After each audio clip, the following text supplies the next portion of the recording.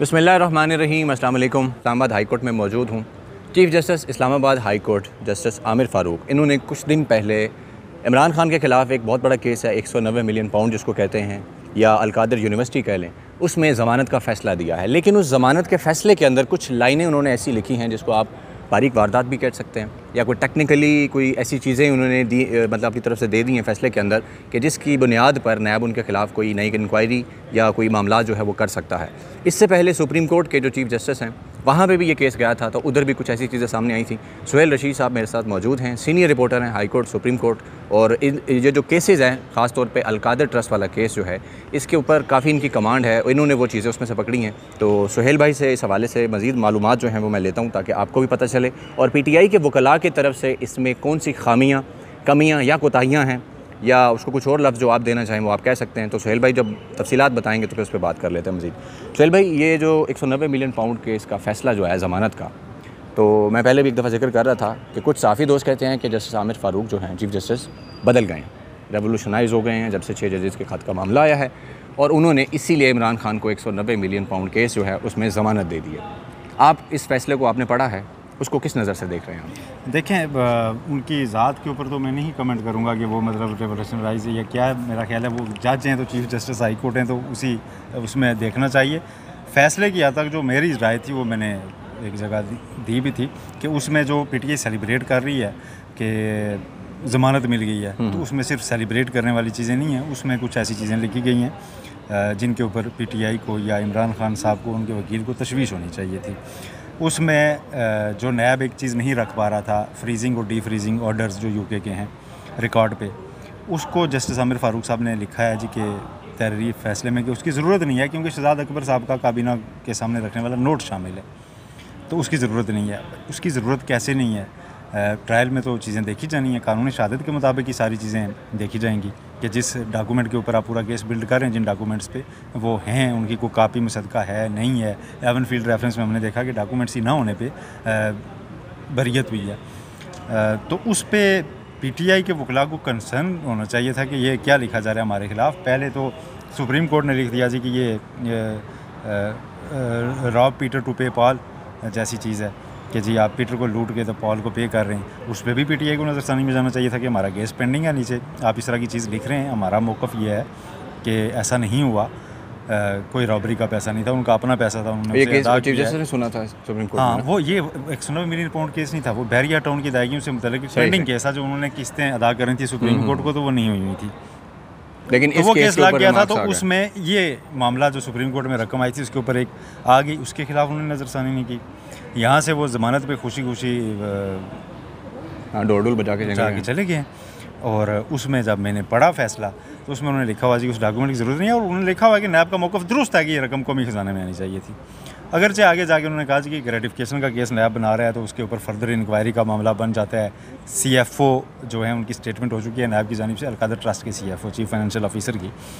तो उसके बाद उन्होंने कहा जी कि इमरान खान ने कोई फ़ायदा इसमें से नहीं लिया माली। तो नैब के केस में जब आप मिसयूज़ ऑफ अथॉरिटी का केस बनाते हैं तो उसके बदले में माली फ़ायदा होना बड़ा ज़रूरी है कि उसने क्या लिया है। तो अलकादर ट्रस्ट उनके माली फ़ायदे में आती है या नहीं, उसके लिए कुछ तो उनके पास जाता हुआ नज़र आना चाहिए ना।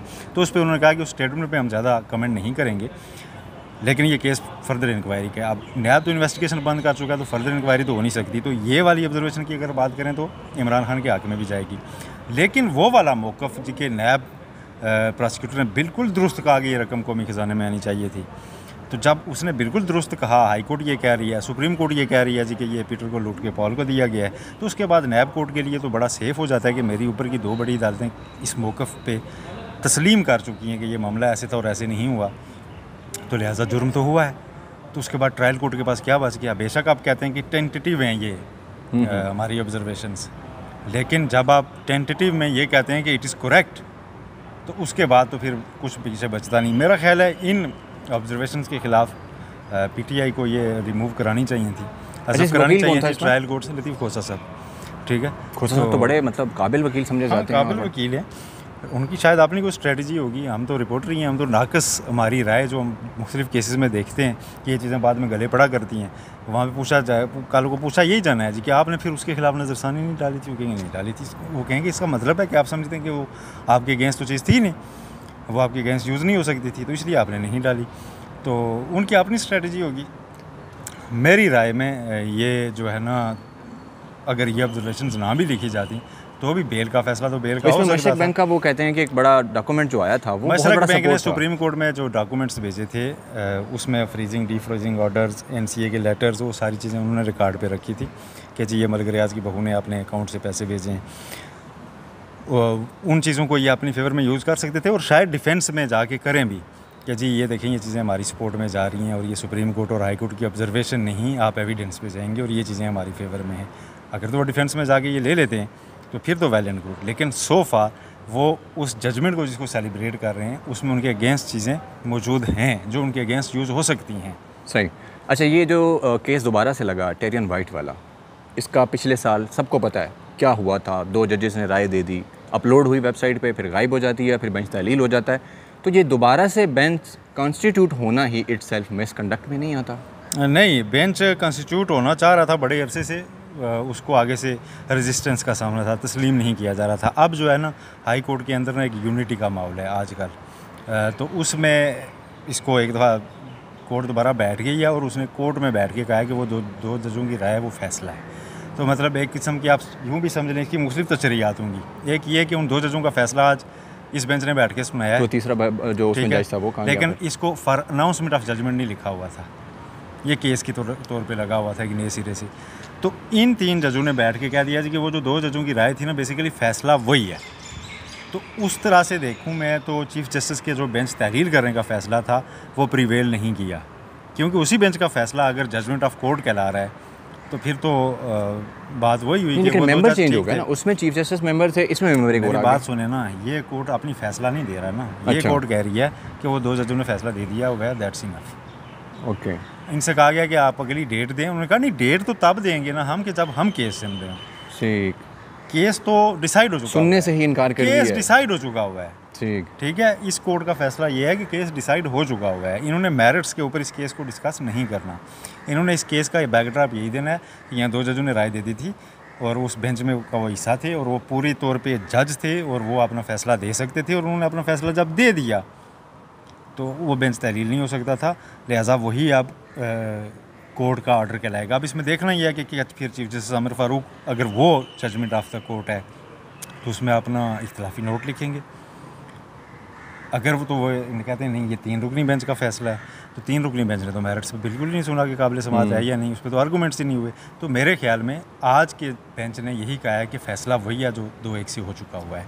ठीक है। तो इसमें जो हामिद अली शाह साहब पेश हुए हैं, इस चीज़ को आप किस नज़र से देख रहे हैं? वो इतने महंगे वकील हैं, स्टेट के प्रोसिक्यूटर हैं इस वक्त साइफर केस के पहले भी अंदर पेश हो रहे थे, इस केस में महंगे वकील आते रहे हैं और कोई मसला नहीं। आम शहरी है, दरख्वास्त भी करता है जी नाइल करो इमरान खान को बेटी से पाइए। अमीर होते हैं यार, बड़े रिसोर्सफुल होते हैं, लेकिन उसका कंसर्न इमरान खान के साथ पाकिस्तान में जो मुहिब वतन आम शहरी होता है ना, वो बहुत तगड़ा होता है अदालतों में। तो अल्लाह करे जी हम भी फिर वैसे मुहिब वतन अमीर हो जाए। बहुत शुक्रिया सुहेल भाई। अच्छा, ये अब तक की अपडेट्स थी। अब आगे अगर इसमें कोई चीज़ आती है तो इंशाल्लाह उस हवाले से भी आपको गाइड करेंगे, जो जिस तरह सुहेल भाई ने बताया कि आमिर फ़ारूक साहब अगर वही फ़ैसला अपलोड करते हैं लास्ट ईयर वाला और अपनी उसमें जो उनकी डिसेंटिंग नोट था उसको शामिल करते हैं तो भी पता लग जाएगा।